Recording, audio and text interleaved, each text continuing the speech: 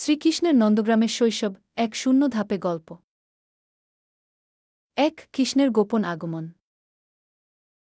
বসুদেব কোলের শিশুকে ঝড় বৃষ্টির রাতে যমুনা পার করে নন্দসুদার ঘরে পৌঁছে দেন। শিশুটি সেই রাতেই তাদের দত্তকপুত্র হিসেবে গৃহীত হয়। ২ যশোদার কোলে নতুন আনন্দ। যশোদা অনুভব করেন মাতৃত্বের পূর্ণতা।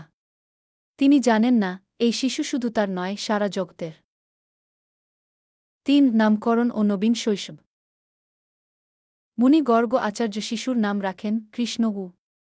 গোপগ্রাম আনন্দে ভরে ওঠে। কৃষ্ণ ধীরে ধীরে হাঁটতে শেখেন, হাসতে শেখেন। ৪ কৃষ্ণ ও বলরামের ভাইবন্ধুত্ব। বলরাম তার সঙ্গী হয়ে ওঠেন। ২ ভাইয়ের খুনসুটি, খেলাধুলা গোপগণের হৃদয়ে স্থান করে নেয়। ৫ মাখন চুরি শুরু। কৃষ্ণ ও বন্ধুরা শুরু করেন বিখ্যাত মাখন চুরির অভিযান। হাড়ি ভাঙা, গোপীদের অভিযোগ আর যশোদার বকুনি, শৈশবের মধুর রং। ৬ গোপীদের সঙ্গে কৃষ্ণের প্রেমালাপ। ছোটবেলা থেকেই গোপীদের সঙ্গে তার সম্পর্ক ছিল গভীর ও হৃদয়স্পর্শী। তারা মাখন চুরি করলেও কৃষ্ণের হাসিতে মন গলে যেত। ৭ পুতনা বধ।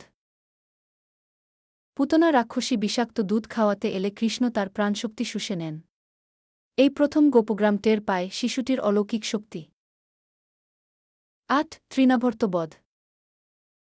তৃণাভর্ত কৃষ্ণকে তুলে নিয়ে আকাশে চলে যায়, কিন্তু কৃষ্ণ ভারী হয়ে তাকে আছাড় দিয়ে মারে। সব শিশু তালি দিয়ে আনন্দ করে।